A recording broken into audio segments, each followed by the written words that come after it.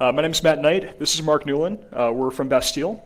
For the next hour or so, we're going to be talking about some of our favorite techniques and methods for reverse engineering wireless signals. It's kind of our primer on wireless reverse engineering. So Marc Newlin here is a security researcher at Bastille.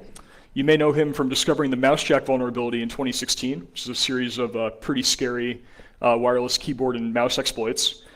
And Marc has kind of a non-traditional path into software-defined radio and wireless reverse engineering. He got into it by way of being an individual entrant to a number of DARPA challenges, in which he came in second and third, I believe. So that's Marc. And this is Matt Knight. Matt and I work together on the threat research team at Bastille Networks. Matt comes from a more traditional educational background, having earned a bachelor's in EE from Dartmouth College. You may have seen some of Matt's work at DEF CON or CCC last year. He did a project of reverse engineering the physical layer of the LoRa wireless protocol, which was some pretty cool stuff. Matt's just an all-around badass embedded and wireless security researcher. All right, so just a quick intro here. Since we're here at Hack in the Box Technical Conference, we're going to assume that most people in the room are comfortable with dealing with binary data formats, whether it's network traffic or malware reversing. You know, if you've got a bunch of ones and zeros, you're going to be comfortable looking at it and figuring out what's there. What we're not going to assume is any real radio or DSP domain knowledge. We're going to rely on tools and techniques to get around all that stuff. So you're going to be able to apply your traditional software and network chops to the wireless domain to reverse engineer these systems. So why is this relevant? Well, it's 2017, wireless systems are everywhere. That's being driven by the growth of mobile and the Internet of Things. We have fewer and fewer wires connecting these devices and more devices every year. Now, regarding the Internet of Things, apart from being everybody's favorite buzzword, we all know, since we're working technology, we all know that this is really just code word, marketing speak for connected embedded devices. And these quote-unquote smart devices are usually pretty dumb. It's been shown over and over again. And there's good reason for it, and that's because embedded systems are built on compromise. There are some real kind of hard truths that they have to make trade-offs between in order to perform optimally. So for instance, embedded hardware is often under a lot of size and cost pressure. Maybe it has to fit into a small package, like it's a wearable device or something like that, or it's being produced in mass market, so it has to be cheap. It might be battery powered, which would limit the type of computation you can do on it. It may be deployed in challenging environments. It might be mounted on a telephone pole or outside somewhere hard to reach. Maybe it's put in the basement of somebody's house and is left there for 20 years. So you have lots of legacy problems. Related to that, embedded systems can be very difficult to patch as well. They may have one-time programmable firmware, which you physically cannot rewrite, or they may have limited network access to push firmware to them. So one could say that these embedded systems are really vulnerable by virtue of the constraints placed on them. So this is manifested in a series of fairly high-profile attacks in the last couple of years, and I'm just going to intro two of them to illustrate why this domain is important. And specifically, these are wireless attacks on embedded systems. The first was a series of vulnerabilities facing home alarm systems that was discovered by our colleague Logan Lamb in 2014. And Logan analyzed the legacy RF link that connects the wireless sensors that you place on your doors and windows around your home, that connects those sensors back to the home alarm system state monitoring panel that triggers alarm conditions and calls the police when somebody breaks into your house. And the people that designed this system designed a one-way unencrypted link with no replay protection and limited anti-jamming mitigation. And they did so to make it very legacy compliant and inexpensive. Also so that you wouldn't have to replace the batteries on these sensors often, like once every 5 years or something. So they had some design features that they were trying to build in, but in the process they traded on security. So Logan found that he was able to jam these signals with impunity so that alarms didn't get reported. He could inject commands to trigger false alarms maliciously, and he could also eavesdrop on signals within other people's homes to do some like spooky SIGINT type things, track people as they're moving throughout their house and stuff. And again, he was able to do all this by virtue of the fact that the system was not designed with security in mind. It was designed with some more UX aspects instead. So he was able to compromise that. The second vulnerability I'll talk about briefly is the mousejack vulnerability that Marc discovered in 2015. And Marc analyzed the RF link that connects non-Bluetooth wireless mice and keyboards to the dongles which you plug into the computer. Now, I say non-Bluetooth because they use a PHY that's made by a company called Nordic Semiconductor. The physical layer is very similar to Bluetooth, but it doesn't have any of the MAC layer networking or security protections on top. As a result, it has better battery life and is less expensive, but obviously you don't have those features built into the protocol. It's left up to the manufacturer to implement those things on top. So by analyzing these proprietary links, Marc was able to find command injection and keystroke sniffing across virtually all the devices that he looked at had some form of this vulnerability. So again, it's another example of embedded constraints leading to vulnerabilities in action here. So at the IoT Village at DEF CON last year, Matt and I gave a talk on reverse engineering a toy drone. And as part of this talk, we had a section where we discussed some RF fundamentals and kind of touched on our wireless reverse engineering methodology. And we got some good feedback from this. And what we learned is that there's a lot of interest in applying software-defined radio to these type of security problems, but people tend to find the RF intimidating, maybe think it's too academic. But Matt and I are evidence that this really isn't the case. So I have no college background, Matt has a bachelor's degree, yet we've both been able to do pretty meaningful work in the wireless space. And so the thesis is that no PhD is no problem. So we're going to start by discussing some of the common hardware and software tools we like to use. We're then going to provide a short crash course in the bare minimum wireless fundamentals, RF fundamentals that you need to understand. We're then going to introduce a RF engineering workflow that can be applied to reverse engineer any wireless system. And this is really the key, that you can take this same workflow, the same process, and apply it to any wireless device to reverse engineer it. We're then going to demonstrate this workflow by reverse engineering a few different wireless devices. And we're not going to get into any DSP topics. The reason is that you really don't have to have any understanding of the underlying math to use this stuff. So when you're getting into wireless hacking, you're probably wondering, what is the barrier to entry and what hardware and software do I need? And conveniently, there's a great open source ecosystem around this. So it used to be that software-defined radios were really expensive lab equipment, but now it's been commoditized, and so really on a hobby budget, you can get software-defined radio hardware and do work in the space. So on the radio side, we have the distinction between hardware-defined radio and software-defined radio. So a hardware-defined radio would be something like the cellular modem in your phone or the Bluetooth radio in your laptop. And it's an integrated circuit which is designed to do one protocol really well, but it's not good for a lot of reverse engineering processes because you can't configure it in the way that you need to look at an unknown protocol. So we have some devices here for looking at Bluetooth and Nordic NRF24 and sub-gigahertz FSK protocols and Zigbee 802.15.4. Then on the software-defined radio side, the big difference between a SDR and HDR is that an SDR can be reconfigured on the fly.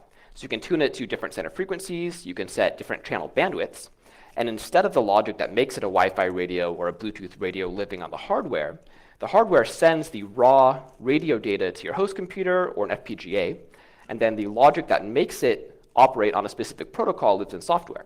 And so because of this, you can iterate on it quickly, and as you're reverse engineering a protocol, you can change the behavior of the radio on the fly as you learn more about the device you're looking at. On the software side, there's GNU Radio. This is a DSP suite, really great open source software. This has blocks which abstract away all of the different signal processing things you need to do. So you can use a tool called GNU Radio Companion and drag and drop these blocks together to build a flow graph that does all this magic radio stuff and turns radio waves into bits and bytes that you can operate on disk. At Bastille, we've contributed a couple of GNU radio modules. Matt built the GR LoRa module, which is a transceiver for the LoRa LPWAN protocol. I released GR Nordic, which is a transceiver for the Nordic NRF24 devices. And the nice thing here is that because a lot of really smart people have built up this ecosystem, you can leverage it very heavily and not have to understand any of the radio stuff and just treat this as a regular binary reversing problem. All right, so with the exposition done, we're going to dive into some technical details here. And what we're going to do with this next section is provide just enough fundamental understanding of exactly what radios are and how they work so that we can frame the rest of the conversation around these concepts. And originally wanted to call this the obscenely short radio crash course, but my colleagues have told me that wasn't profound enough. So instead, we're going to cover these details in kind of at a very high level, provide just the information we need to understand the rest of the content, but really just scratch the surface. So let's get going then. So when we talk about reverse engineering wireless systems, we're talking about reverse engineering the physical layer. And this is the lowest layer in the communication model. And in wired protocols, it refers to voltage, timing, and wiring that defines what is a 1 and what is a 0 in physics, in the physical world. And in electrical characteristics, that is. And in wireless, instead, that refers to patterns of energy that are being sent over an RF medium. Now, RF stands for radio frequency, and it's the electromagnetic waves and energy that are just around us kind of all the time. And if you've ever met Tom Rondo, who's the former GNU Radio project lead, he's been known to proclaim that RF is one of the 4 fundamental forces of the universe, and as radio engineers, we get to play with it. So it's cool stuff. We can visualize what's happening in the RF domain by putting together a picture like this, which is called a spectrogram, or a waterfall plot. Basically, we have time in the y-axis, frequency in the x-axis, and then power in the z-axis, the intensity. So it's a way of visualizing what frequencies are present in the RF environment at any given moment. And we're going to look at a few pictures like that, so just get familiar with it, because we'll keep coming back to them. So you can manipulate RF by using a device called a radio. And as Marc mentioned, radios can either be hardware-defined, as is the case with the LoRa radio shown on top there, or they can be software-defined. And with the hardware-defined radio, again, the features are baked into silicon and are not flexible. With hardware-defined radio, it's really just a way of grabbing raw radio information and passing it off to some sort of reprogrammable logic, whether it's software on a host or configuration of an FPGA. So if you put these elements together coherently, you can come up with a PHY, and the core component of the PHY is this algorithm called the modulation. The modulation is simply just a function that maps how your digital values, your 1s and 0s, get mapped into RF energy. So there are 3 primary properties that can be modulated. You can modulate the amplitude of a signal, the frequency of a signal, and the phase. Amplitude is simply the power. Frequency is the rate at which the periodic signal is oscillating, because all signals are periodic. Phase refers to the offset within a period at which the signal starts. And of course, you can put together some combination of these to make more complex PHYs that have some advantages, but really it all boils down to these 3 elements kind of working in concert with one another.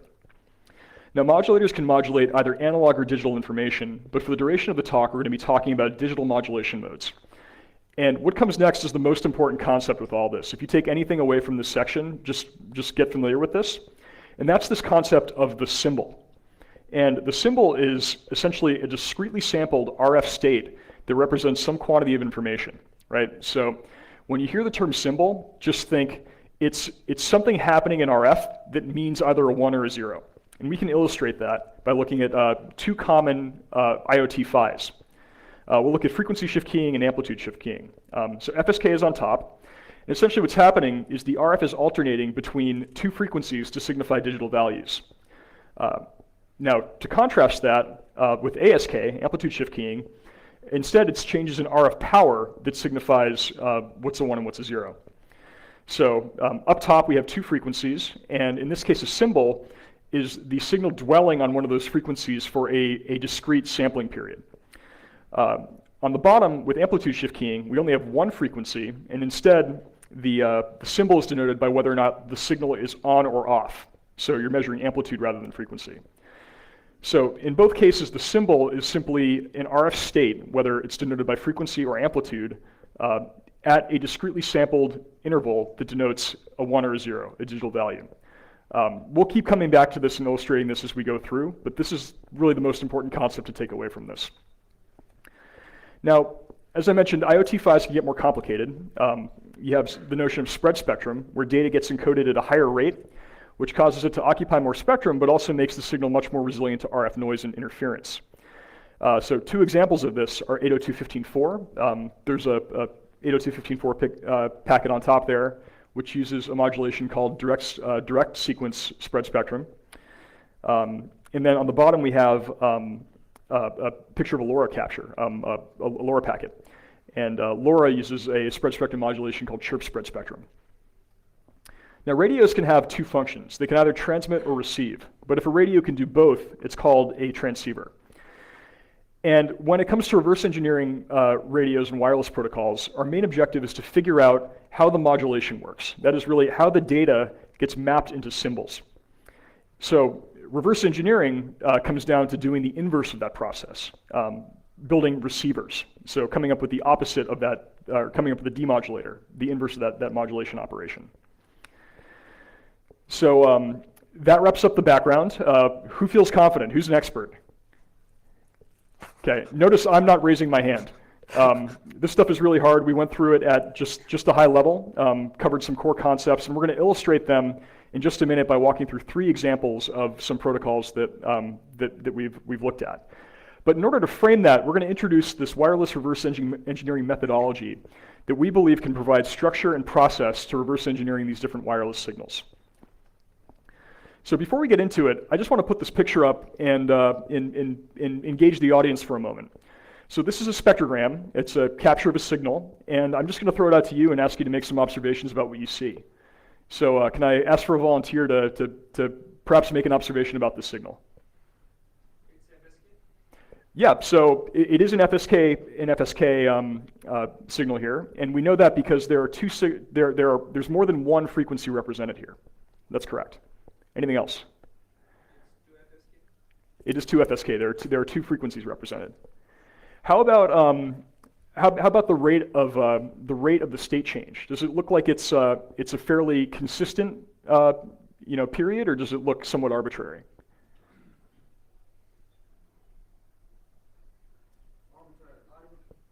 So I'll actually argue the opposite. So the signal does change somewhat, but the rate at which it changes can be divided up into nice, neatly consistent sampling periods. Does that make sense? Okay. And how about can we segment this up at all? Does anything change in time as the signal goes on?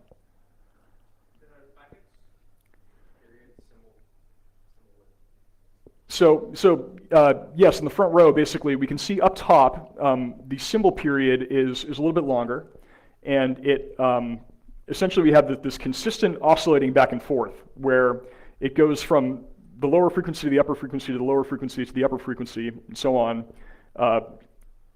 always following the same pattern, right? But then about halfway down, we can see the rate increases a little bit, and then we get some randomness in there, right? So what we can see is that there are really 2 segments to this signal, right? We have some sort of a preamble at the beginning, just some periodic pattern, and then about halfway through, something changes in the signal, right? So what's actually happening is up top we have the preamble, and then once we get about halfway down, we get into the modulated data. And we'll talk more about this in a moment. But we kind of just talked through all the core concepts that we're going to need to reverse engineer these systems, right? So let's formalize this and start to put it into a process that we can apply to these signals. So step 1 to reverse engineering a wireless signal is to characterize its channel. And that's basically find out where within the spectrum the signal lives. So there are really 3 things we're looking for with this. We're looking for what is its center frequency, what is the middle of the channel. We're looking to establish how wide the channel is, how much spectrum does the signal traverse. And finally, we're looking to establish whether or not it's a static channel or whether there are multiple channels and the signal hops around. So those are really the 3 things that come to defining the channel. Step 2 is to identify the modulation. And again, the modulation is the algorithm that defines how your data, your digital ones and zeros, get mapped into RF energy. And this is by far the scariest and most intimidating part of all of this, right? Until you realize that when it comes to these low complexity IoT protocols, you're really just going to be seeing variations on a theme over and over again. There are really just a couple modulations that get applied in different ways that connect 90% of IoT devices. And there are 2 ways you can identify it. If you do this enough, you will develop intuition so that looking at a spectrogram, you can tell what it is. But until that happens, we're going to be able to lean very heavily on open source intelligence and open source documentation to just do this part for us. So we can, leverage public information to not have to worry about blindly identifying modulations based on a spectrogram. And we'll go through this in a moment. Step 3 is to determine the symbol rate. And we can find this through, and again, the symbol rate is how often the symbol state changes to represent data in the PHY. And we can identify this through open source intelligence and documentation, but for where it's not present, there are a number of open source tools that we can use to measure the symbol rate empirically. Step 4 is to synchronize against our packet. So we're going to write some software that will essentially identify the preamble and the start of frame delimiter. And these are the two elements that we just talked about with that interactive example that denote, first of all, they're present in just about every digital communication scheme, wireless digital communication scheme that's out there. Essentially, the preamble is a pattern that the transmitter sends out to tell the receiver that data is soon to follow.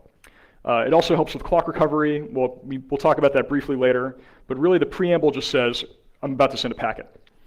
And then immediately following the preamble is this synchronization feature called the start of frame delimiter. And the start of frame delimiter is a static value that is distinct from the preamble that basically tells the receiver that the preamble is over and what follows immediately thereafter is data, right? So again, these are present in essentially every wireless communication scheme. We're basically just going to write software to look for these things to synchronize our receiver to the transmitter and start framing our data out. Finally, step 5 is to extract the symbols. And that's to demap the modulated symbol values back into their digital values. Exactly what this process looks like depends on the modulation that we're using, but we're going to illustrate this with some examples in just a moment. So here's our methodology. And to illustrate this, we're going to go through 3 examples. But before we do, my colleague Marc is going to talk a little bit more about open source intelligence and how it can be leveraged to make this process quite a bit easier. So I'm a big fan of open source intelligence, and especially applying it to these kind of problems. And the reason is that it enables us to be lazy and offload the work to documentation that we can publicly find. So if you're going to sell a device with a radio transmitter, in most markets it has to go through some type of regulatory certification.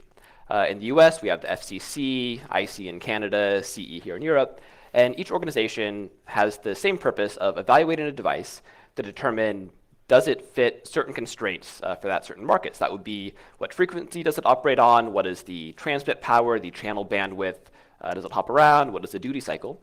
And the purpose is to, again, meet these regulatory constraints. With the FCC in the United States, it's quite handy because it has a very verbose amount of information for each device.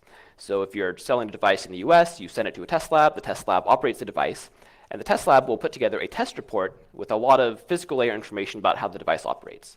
So if you're looking at a device which is sold in the US market or sold in the US plus other markets, you can look up the device on the FCC website, pull down this test report, and that will tell you oftentimes the modulation and all the channel characterization you need to know about the device. If it's not an FCC certified device, you can look for technical documentation. So often it's easier for a manufacturer to use an off-the-shelf transceiver than to roll their own. So you might have transceivers from Nordic or TI or ADI or CC or one of these RFIC vendors. So you can either look inside the device or find internal photos somewhere online and look up data sheets for the transceiver that's in the device. That will often tell you all the physical layer characteristics, sometimes packet formats and protocol information and so forth. There's also patent filings are pretty useful. And if you're interested in more information on kind of the granularity of applying this OSINT to RF reverse engineering, I gave a talk about this here last year, which is up on YouTube. Okay, so we're basically going to insert open source intelligence research as step 0 to this RF reverse engineering workflow that we're going to follow. The reason why is because by doing it first, we're going to show that we're going to be able to skip or drastically shorten the discovery process for some of these later steps. All right, so now let's get into some examples. First, we're going to look at this wireless camera flash trigger. It's made by a Chinese manufacturer named Yongnuo, and essentially this device fits into the hot shoe of a DSLR, and it translates the signal that would instead set off a camera flash into a wireless signal that can be received by a wireless-enabled flash. And the reason why you might want this is if you're a professional photographer and you want to get just the right lighting, you can set up a number of flashes around your subject and get more control. Again, we don't really care what the device is in this case. It's just an example of the sort of thing that you might find in one of these low complexity IoT protocols. So let's reverse engineer this thing and see how it works. So again, starting with step 0, we're going to do some open source intelligence research. Now, immediately we ran into a bit of a hurdle with this, and that's because the FCC ID is not silk screened on the device. Oftentimes when you're looking at wireless devices, the FCC ID will be printed on the enclosure. It's a regulatory requirement for devices in certain classes, and interestingly enough, this device did not have that. However, Marc's favorite Google dork was very, very helpful here. If you Google site:/fccid.io followed by the model number, it will almost always return the FCC ID. So that was very helpful here. So this gleaned the test report. And looking into this device's FCC test report, if we look at the equipment under test section, we're immediately greeted with some information about the channel and the modulation. So here we see it's a 2.4 gigahertz protocol, and there are 16 channels defined. And it also tells us that the modulation type is frequency shift keying. If we keep digging through the report, we find a detailed channel mapping showing exactly what the center frequency of those 16 channels are. So by doing some open source intelligence research, again, just quick Google search and reading a document, we're able to determine that there are 16 channels, identify what their center frequencies are, and also determine the modulation type. And that's without even looking at the radio, right? That's just having the device, doing a Google search, getting some information. So open source intelligence really starts the process and gets us on our way here. So one thing that we were not able to recover in this process, the last step in characterizing the channel, is the bandwidth, right? So we can measure this empirically using our software-defined radio and our device. So if we generate some traffic with the device, we can use any number of tools to measure the bandwidth here. You can use Baudline and Spectrum are two that I really like. They're both spectrum visualization tools. You basically can just load up your capture and then use the cursors built into both to measure the width of the channel. And then we can discover the channel is 500 kilohertz wide. So having discovered that, we've now fully characterized the channel and have identified the modulation. So steps 1 and 2 are done. So another element that we weren't able to recover through open source intelligence, open source research, is the symbol rate. But that's okay, because that's another thing that we can discover empirically. So to discover the symbol rate empirically, I like to use Spectrum again, because Spectrum has a really useful tool called cursors. Basically, you can break out a generic FSK or on-off keying demodulator, and it will produce this nice time series visualization of the data there.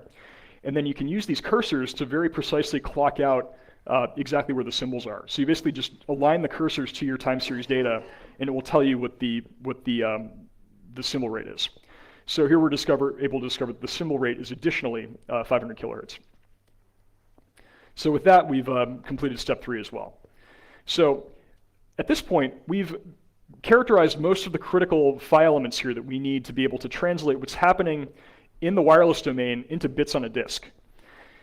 So we're going to take these first elements and turn them into a GNU radio flow graph. It's going to produce a stream of symbols coming from our software-defined radio. And again, so this flow graph that we're going to put together is essentially going to capture raw radio information using the SDR, do some math on it, and it's just going to give us a stream of 1s and 0s.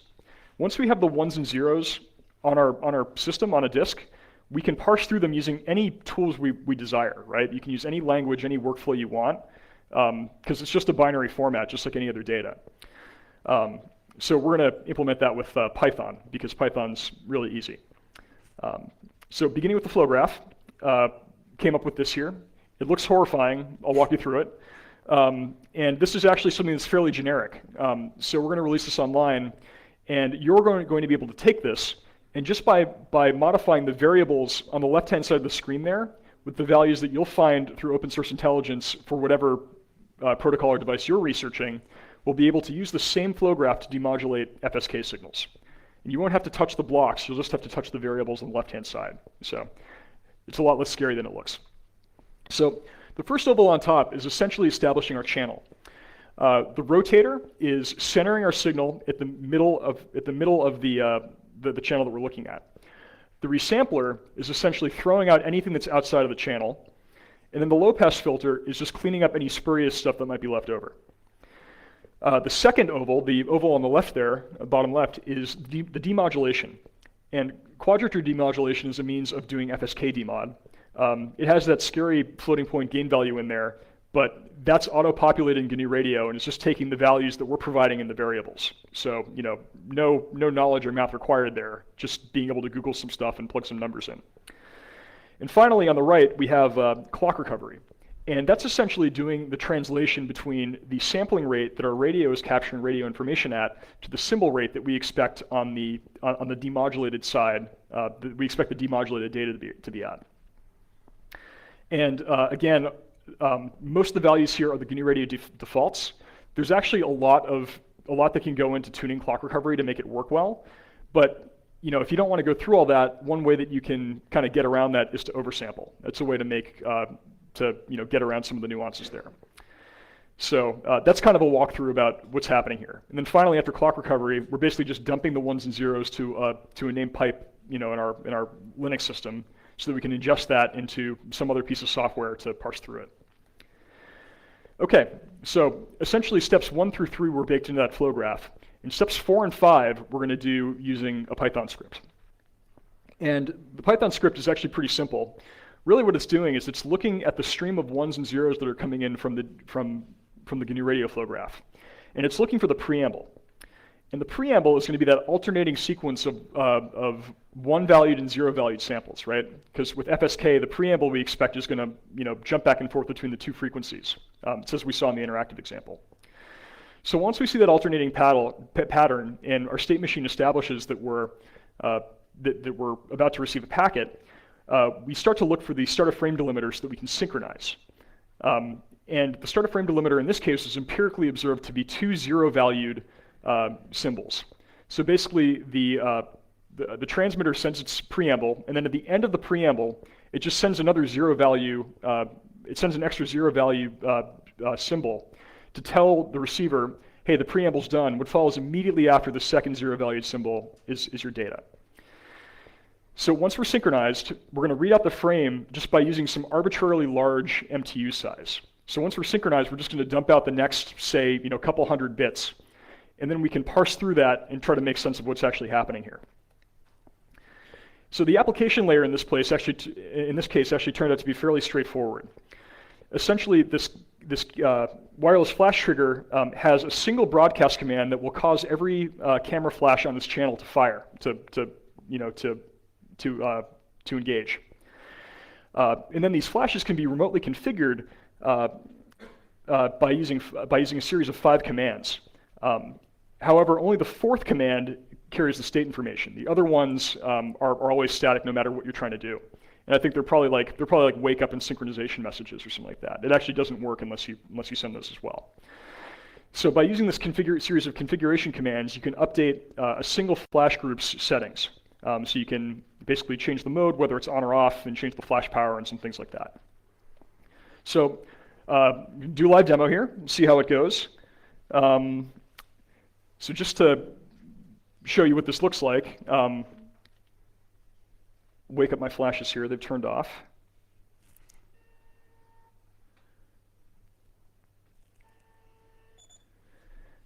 And there you go, so those are live flashes. And I'm going to fire up my demodulation flow graph just to show you what it looks like to receive these packets over the air. So on the right is the GNU Radio flow graph that I just showed you the picture of. That's running on the right-hand pane. And then on the left is a Python flow graph, or is a Python program that's going to dump out the ones and zeros that follow after synchronization. So this Python script is basically finding the preamble, then synchronizing against the start of frame delimiter, and it's just going to print whatever follows. And because it's 2.4 gigahertz, we might get some interference and some false detections and things like that. But basically, as I modify settings on the camera, we see all sorts of information getting dumped out. So, these are just, ones and zeros. You can basically change the state on this and correlate it to behavior in the packets. And since we're kind of leaving it up to you, we're assuming that you are familiar enough with binary formats that you can work through that once you've translated the radio information into a format like this. So now we're just going to do a quick little transmission demo. So basically both flashes are configured to be on right now. They're both enabled to fire. So if I start up my transmission GNU radio flow graph here on the right, I have another script that will go and compose. It's basically going to compose the formats that the flashes expect to get them to fire. So if I fire this up, they'll fire as well. And this is a little bit buggier, but we're going to try it anyway. I'm going to try turning off the A group flash, which is the red flash here, and firing the blue one. And I'm going to do it using the remote configuration commands here.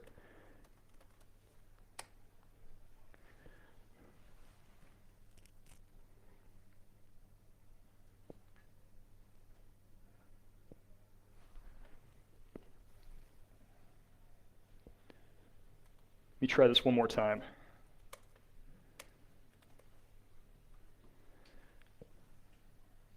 Maybe the red one was already off. I'm not sure if it flashed before. Let's try it again. It should definitely be on. Now they're both. Yep, so they're both on. Let's try turning off the second one. And this is how you know it's a live demo.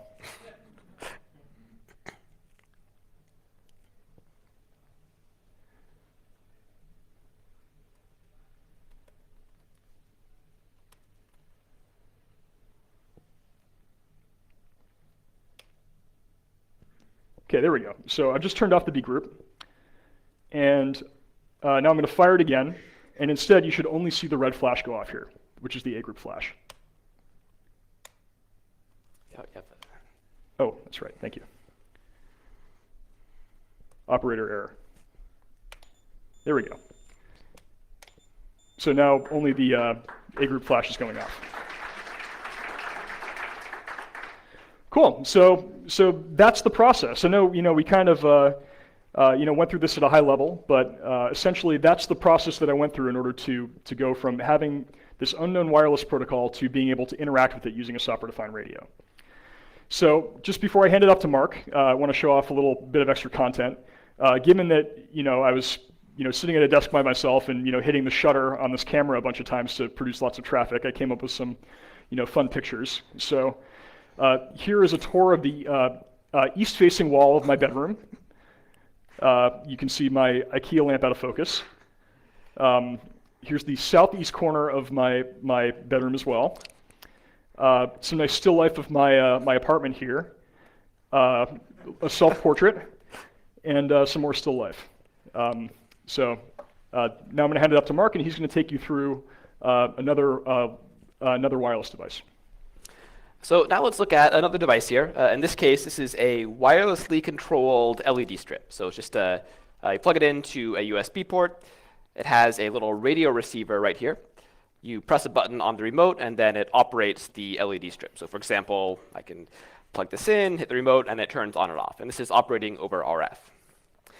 So this is a kind of unknown device. I ordered this online. It doesn't have any markings in terms of a model number or a vendor number. So I don't really have much to go on in terms of open source intelligence, no FCC ID.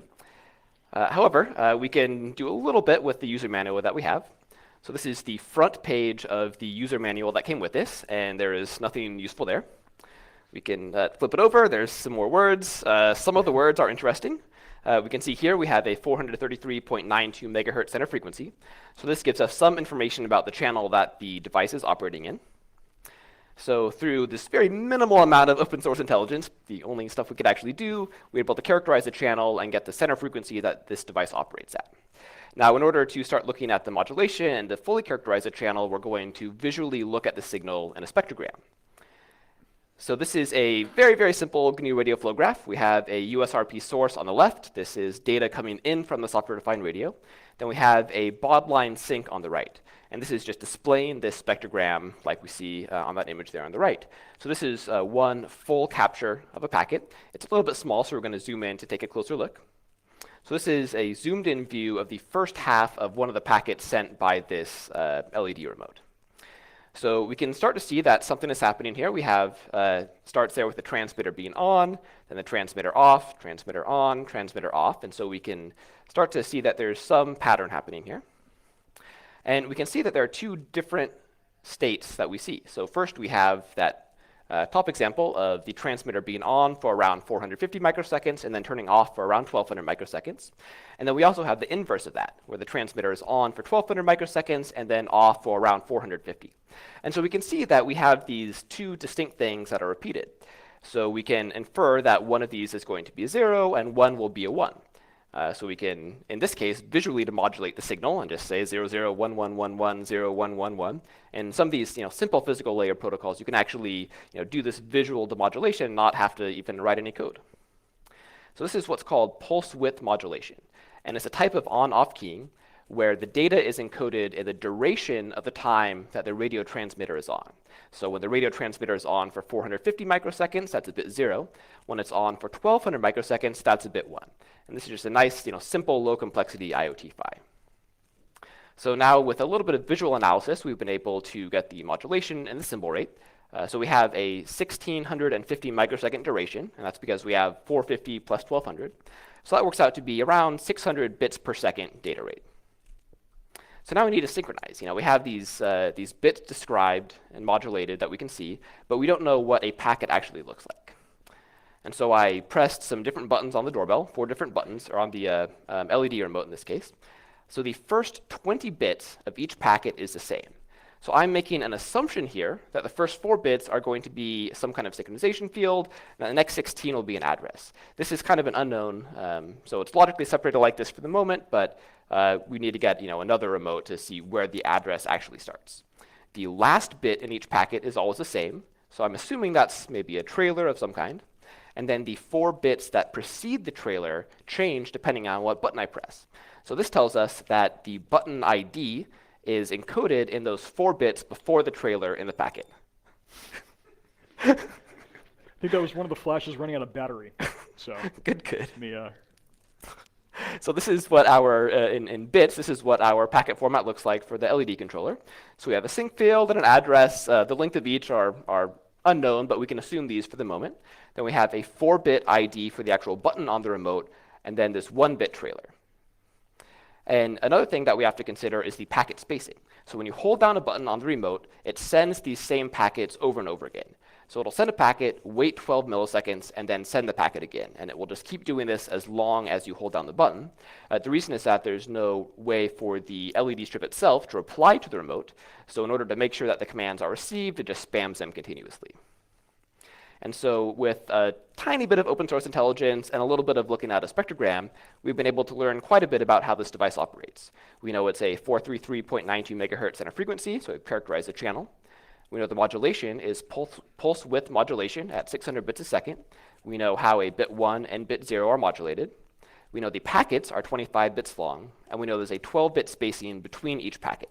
And this is enough information to write a little bit of Python code to actually interact with this device. And when you're doing this GNU Radio stuff, a lot of people will like to use a GNU Radio Companion software, which is perfectly fine. But when you compile a GNU Radio Companion flow graph, it just produces Python code. So I prefer to just write the Python code. And in this nice low complexity case, it's not too much code. Can you increase your font size? Yes. So we start here with our USRP source, and this is just data coming in from the software-defined radio. We pass that through a low-pass filter, which filters out everything outside of the signal we're looking at. Then we have this block called complex to power here. And this is taking the power of the signal on the channel where the LED remote is operating. So what happens is this is telling us the power of the radio that this thing is transmitting. We then have a threshold block. The threshold block will output 1s or 0s if the power is above or below a certain threshold. Right? And so the data is encoded, modulated, by turning the radio transmitter on or off, and then on, and then off.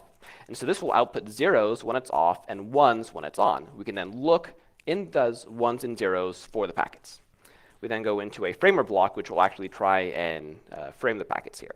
So we have the output of that threshold block, which is just setting our 1s and 0s, telling us if this is transmitting or not. We look for the state change of going from off to on and then off.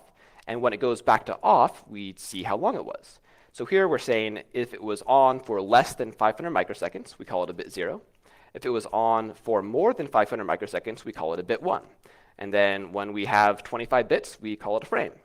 and then we extract the button ID and we print the command to standard out. So I can go over here and do a quick demo of this.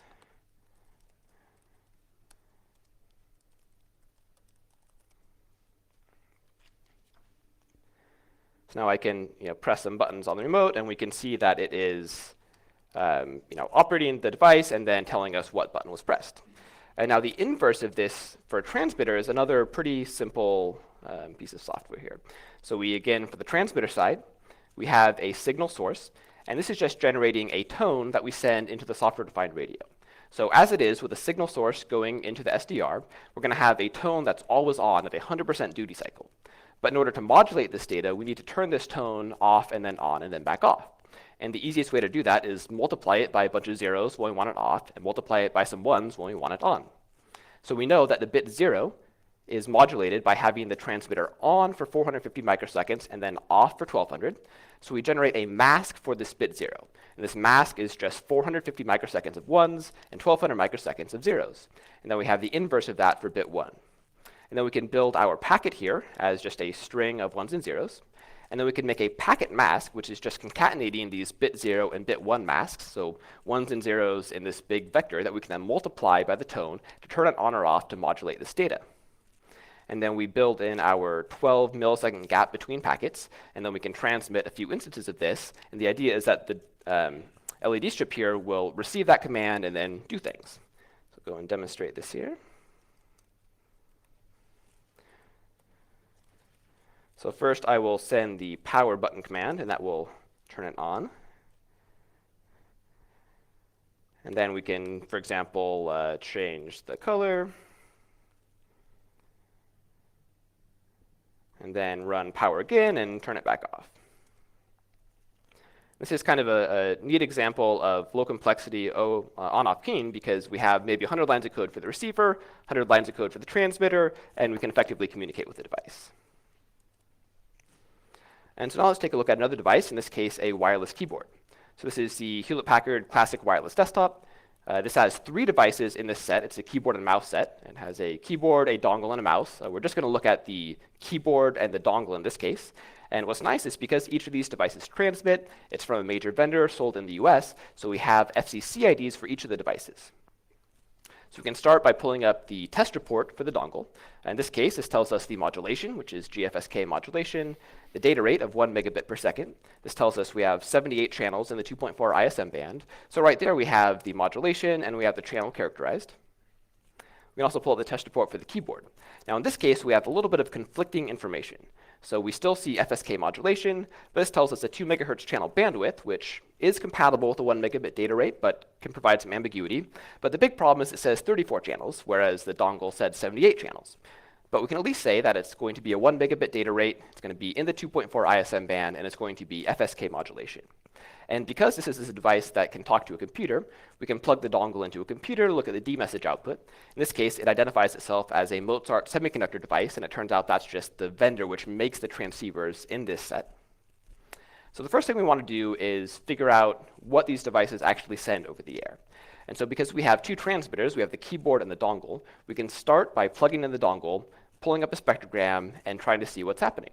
So it turns out that it actually camps on a single channel, so it's not hopping, and it's only 1 channel. So the differing channel numbers in the SEC documentation is now irrelevant.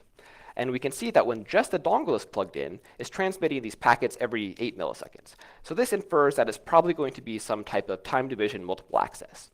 And so instead of having 2 devices operate on 2 different frequencies, you can have 2 devices operate on the same frequency, but at different points in time. So now we can plug in a keyboard, type on the keyboard, and we can see that this TDMA is indeed there. So we have the dongle still sending packets every 8 milliseconds, and the keyboard, when you're typing, will send a packet shortly after the dongle packets. So this tells us that we have a TDMA PHY, TDMA FSK PHY, and it's a single channel, so no frequency hopping. Excuse me. Yes? Can you explain about the dongle? The dongle is not transmitting anything, is it? So the dongle, it's not transmitting any data, but it's transmitting these synchronization packets. So the idea is that the keyboard will then listen to those, and it will know that when I see these packets, then shortly after that, I'll transmit my packets. Then if you were to move the mouse would be another 2 milliseconds after the keyboard packets. So it allows you to have 3 devices sharing the same physical frequency channel. Keyboards do have less normally that can turn on off. Right, yeah, for caps lock and such, yeah. So now that we know that these devices are transmitting on a single channel, we know the modulation type, we can start to demodulate the data and see what bits we get out. And the problem is, because we only really care about what the keyboard is transmitting, we first need to figure out what the dongle is transmitting so we can ignore that. So this is a simple GFSK demodulator flow graph. So we start with our USRP source, getting data in from the SDR. We go through a low-pass filter to filter out anything outside of the channel we're looking at. We run it through the GFSK demodulator block, and this block just turns radio waves into bits that we can play with, and then we write those to a file on disk. And I'm a big fan of using just common Linux command line tools for parsing these files and looking for packets. And as we learned earlier, a preamble is usually alternating ones or zeros. Sometimes it could be all ones or sometimes all zeros. So we can send this demodulated data that was output from the new radio through the XXD command. This will give us a standard outprint of the hex characters representing the bytes in that file. And because alternating ones or zeros are either the hex character A or 5, and all ones or all zeros are either FF or 00, we can just grep for those hex characters, where we would find the preamble, and then we can look for the next 8 characters after that, which would be 4 bytes. That's a reasonable length for an address. And then we can just see what's repeated over and over again in the output file and sort by the unique counts. And we run this command, and we, the bytes count, sort by count, we get this output here. And this is going to be the packets that are transmitted by the dongle. So we have 4 Fs, a bunch of As, and then 4 bytes. So that's going to be a long preamble, and then 4 bytes, which are going to be either an address, or at least the first 4 bytes that the dongle is transmitting.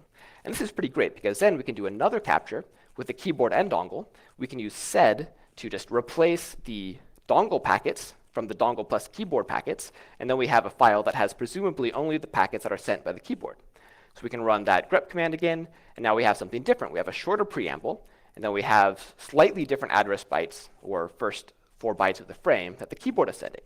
So then we can take this sequence, we can grep for this sequence plus some additional bytes, and find the longest repeating sequences we see, and that's going to likely be what the keyboard is sending.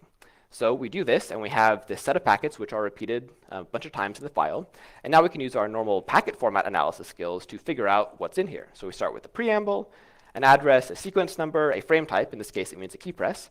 We then have a keystroke, which is the actual key being typed. And we have a 16-bit CRC. Now, what's kind of fun here is we've barely touched a radio. We can say we haven't written any code outside of dragging and dropping some stuff onto a new radio flow graph. And it's allowed us to go from knowing nothing about the device to knowing exactly what the packet format is that it sends over the air. And this is because people much smarter than me have built out this great ecosystem of tools to make it possible to leverage open source intelligence and these open source tools to really get away from all the radio stuff and treat it like a normal software reversing problem. Okay, so let's draw some conclusions and tie this all up. So we proposed this reverse engineering methodology that we've shown can be applied to a number of wireless PHYs to make the process of reverse engineering them quite a bit simpler. So we've established that all 3 of these PHYs share this common notion of a channel. Whether it was on-off keying, pulse width modulation, or FSK, they all occupy some predefined amount of spectrum that can be characterized. They all use some type of modulation, and this is the biggest variable, but by relying on open source intelligence, we can make the process of discovering it easy. All 3 PHYs share this common notion of discrete symbol timing. And again, we can rely on open source intelligence to discover that as well, and when that fails, we can discover it empirically. All 3 PHYs contain synchronization features, being a preamble and a start of frame delimiter. And although they look different, for each different PHY, they're all there. You know what to look for, and then you can leverage them all the same way to aid in the process of framing and decoding your data. And then once you get to step 5, extracting the symbols, you have bits on a disk, right? And since you're here at Hack in the Box, you probably have these skills. So you can apply the skills that you have, traditional software and network analysis skills, to these wireless protocols by leveraging this open source intelligence and all these tools to make the process of going from RF to a well-understood protocol quite a bit easier. So we've shown that we're able to apply the same process across these 3 different PHYs to make the process of reverse engineering these protocols quite a bit easier. So to wrap up, these disparate wireless systems can be rationalized and understood by applying process to them. Additionally, open source intelligence will help you bypass the really brainy radio and complex domain-specific parts of the problem. You can rely on existing tools and public information to make that easy. And then once you've demodulated, you have bits on a disk that you can parse through using any mechanism that you please. And one last thought that we want to leave you with. As we know, the Internet of Things is full of holes. And it's up to you guys to find them, right? The only way that IoT security is going to get better is if we start to look more critically at these different systems and protocols and find out how they're weak so that we can start making them better. So with that, thank you for your attention, and we'll be happy to take your questions with the time that we have left.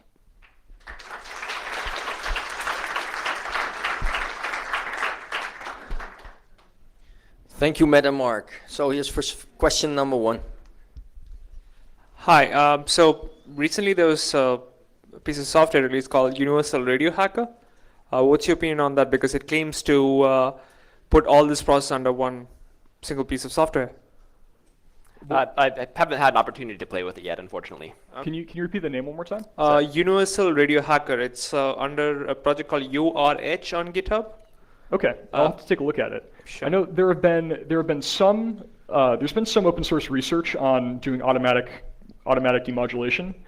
I know there was a paper that came out of I think GNU Radio conference a year or two ago that was using, I think, neural nets to do automatic modulation recognition. And then I know at ShmooCon there was a tool that was released that would have made the process of doing automatic demodulation of FSK and on-off keying signals quite a bit easier. I haven't played with any of the real modern tools that have come out, but I know that some of the early attempts at it were not super reliable. I have not worked with URH either, but from what I can understand, it's not automatic either. It's just it's like in Spectrum, but you can demodulate manually, and it shows you the bit stream individually. So Okay, yeah. cool. We'll have to take a look. Thank you for your talk. One moment in your methodology that might not be clear to everybody. So between the modulation or demodulation and the actual bytes, normally there also is an encoding or decoding. So how do you find that in a wireless protocol? When you have a wired protocol, it's sort of okay. We know that there's like Manchester encoding. We know like low level of signal is 0 and high 1, or vice versa. How do you do that in wireless? Yeah, so that's a great question. So you can apply similar methods that you might apply to recognizing them on a wire to wireless.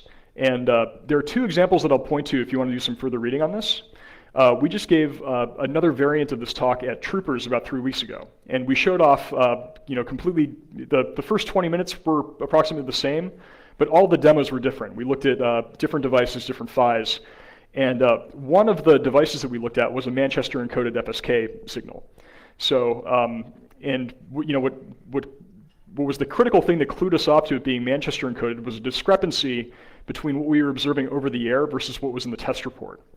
So you might want to go take a look at the video from that talk, and we go through it in a little more detail. Obviously, that's a fairly straightforward encoding example. There are other protocols that use quite a bit more encoding. For example, LoRa. The encoding on that was fairly involved, and it involves, I'd say, working through it really just involves using the open source knowledge you have, open source information you have, and just really structuring your iteration through all the different permutations that it could be. So, hope that addresses your question. Okay, last question over here, and then we've got to go to the next speaker. It's not questions, as remarked that when you record something, you can also, often on New Radio, IRC, you can post just your capture, and people will be very helpful saying, oh, this is FSK, or this, I recognize this. So the internet is also a great source for for that. Great community around this kind of stuff, for sure. Yeah, there's a lot of collaboration, as you say. Okay, thanks again, Mark and Matt. If you've seen it, their email addresses are on somewhere at the bottom of this last slide. You can, of course, find all the slides on the Hack in the Box website, so they will be updated later. So that's it. Yeah, thank you.